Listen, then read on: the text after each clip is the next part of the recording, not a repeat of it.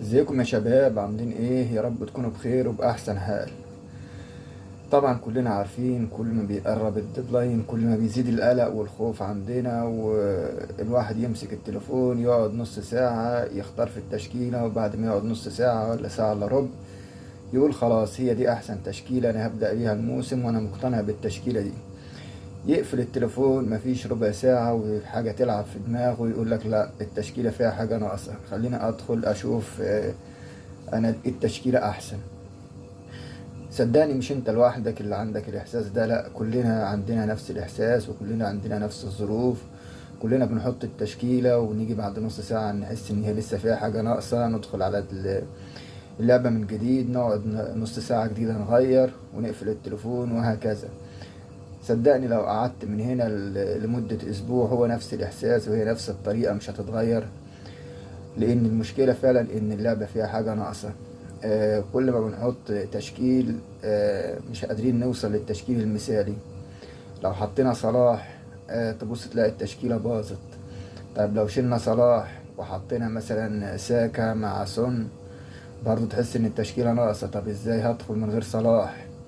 لو حطيت صلاح وهالاند التشكيلة بتبوظ اكتر. طب صلاح وهالاند وبيبقى عندي الدفاع خربان وخط النص تعبان. طب نشيل هالاند وصلاح، طب في نفس الوقت تقول طب ازاي في حد يلعب لعبة الفانتزي ومعاش ولا هالاند ولا صلاح على الاقل واحد منهم؟ يعني سواء معاك الاتنين سواء شلت الاتنين سواء حطيت واحد وشلت واحد برضه هتفضل التشكيلة فيها حاجة ناقصة. عشان كده يا صديقي انا جاي اقول لك يعني حاول على قد ما تقدر ان انت تقتنع بتشكيلة تكون كويسة. ما حدش فينا هيوصل للتشكيلة المثالية، يعني صعب تختار 15 لعيب على اعلى مستوى، ولكن على الاقل حط في دماغك ان انت محتاج 10 لعيبة مع حارس المرمى مع واحد احتياطي. يعني كفاية اوي 12 لاعب يكونوا كويسين. هو المفروض يكون ال15 على مستوى عالي والفريق يكون متوازن، ولكن على الاقل لو انت محتاج لعيبه كتير بريميوم على الاقل يبقى تخلي 12 لعيب يعني حلوين في الفريق معاك. ما تخليش مثلا تحاول تجيب الفريق كله. فعلشان كده بقول لك يعني الموضوع صعب، مش انت لوحدك اللي عايش في الموضوع ده، لا كلنا. وطبعا احنا مش هنستريح غير لما تبدأ اللعبة ويفتح الفانتزي. فكلنا منتظرين الساعة 8 خلي الديدلاين يبدأ وخلي اللعبة تقفل، خلينا كلنا نستريح. بمجرد ان اللعبة هتبدأ احنا كده هنكون مستريحين خلاص. بقى اللي هيكون عمل تشكيلته عمل، هتكون عامل زي الطالب اللي عنده امتحان خلاص هو دخل الامتحان. ان كان اللي ذاكر ذاكر واللي نجح نجح واللي فلح فلح، خلاص ما عندكش وقت ان انت تعوض.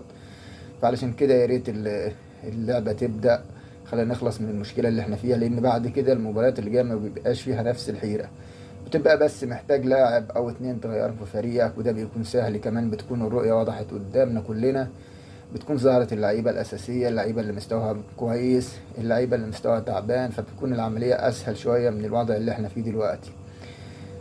كمان يا صديقي وانت داخل على اللعبة بنصحك يعني بلاش تعمل تغيير من الجولة الأولى. يعني خلي التشكيل اللي انت هتبدأ بيه الجولة الأولى هو يكون معاك نفسه بالظبط التشكيل اللي هتبدأ بيه الجولة التانية. بلاش تخسر تغيير من أول جولة لأن أكيد هتحتاج التغييرات دي بعد كده. كمان يا صديقي عايزك تصبر على اللعيبة اللي معاك، ما تستعجلش عليهم. ممكن لعيب أول جولة ما يعملش بس تاني جولة هيعمل. مفيش لعيب بيعمل كل جولة ومفيش لعيب ما بيعملش ولا جولة.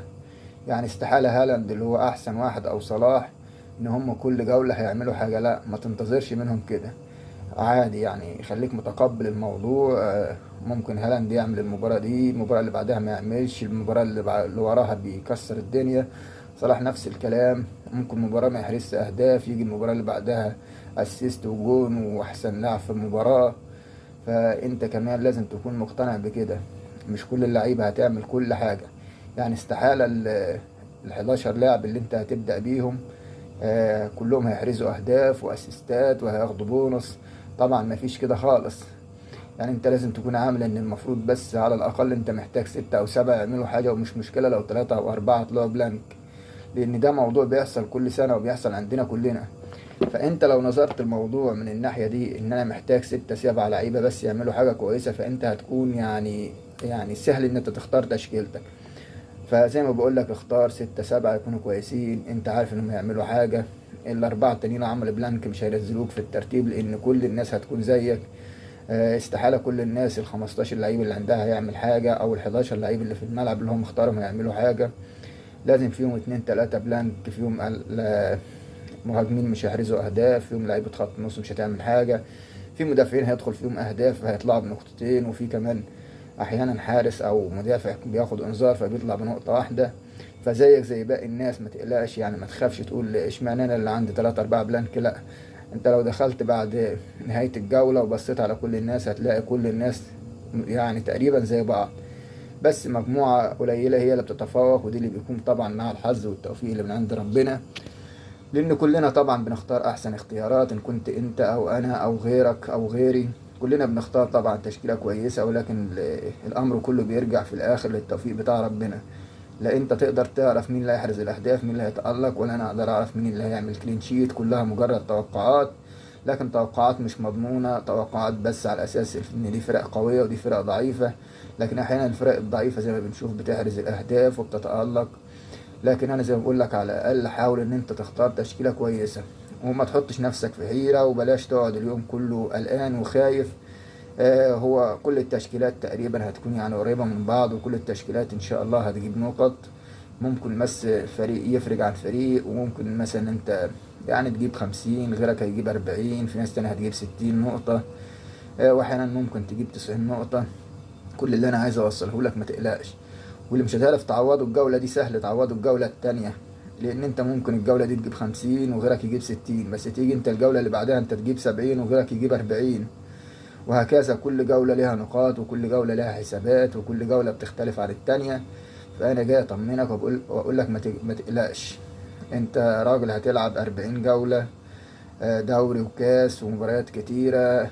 إذا ربنا ما وفقكش في أول جولة ممكن يوفقك في تاني جولة، ما توفقتش في بعض الجولات في الموسم هتتفوق إن شاء الله، ربنا يوفقك في باقي الجولات. فأنا عايزك كده تطمن وتاخد الفانتس على انها 40 جولة، ومش كلنا هنعمل كل حاجة في ال40 جولة، وإلا ما كانتش اللعبة يعني بقت مثيرة. لو انا هعمل كل حاجة في ال40 جولة كل موسم، يبقى انا ضمنت الاول على العالم كل موسم. طبعا ودي لعبة توقعات، وكل واحد هو نصيبه وكل واحد هو حظه. فانت ادخل كده بسرعة، اختار تشكيلتك وسيبها على الله، وان شاء الله ربنا هيوفقك في كل التشكيلة اللي انت هتختارها. والسلام عليكم ورحمة الله وبركاته.